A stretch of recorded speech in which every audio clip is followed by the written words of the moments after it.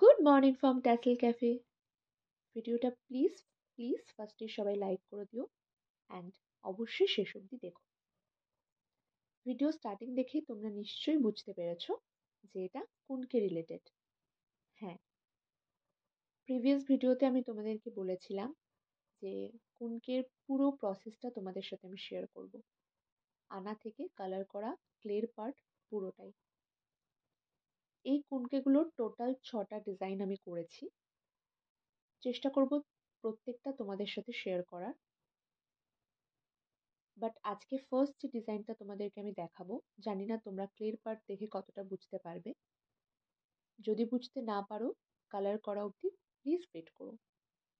এটা একটা জগন্নাথ দেবের ফেস নিয়ে, বিয়ের মতো একটা জিনিস যেখানে সিঁদুরদানি কুনকেটা ইউজ হবে, সেখানে যদি ঠাকুরের একটা টাচ থাকে, এর থেকে ভালো আর কি হতে পারে। তাই আমার মনে হলো সবার ফার্স্টে তোমাদের সাথে এই ডিজাইনটা শেয়ার করা উচিত। বিয়ের জন্য যারা যারা কুনকে নিতে চাইছো বা কাস্টমাইজ করিয়ে নিতে চাইছো, তারা অবশ্যই অবশ্যই পিঙ্ক করো। নিজেদের মতো তোমরা করে নিতে পারবে। আমার কাছে আরও ডিজাইন রয়েছে।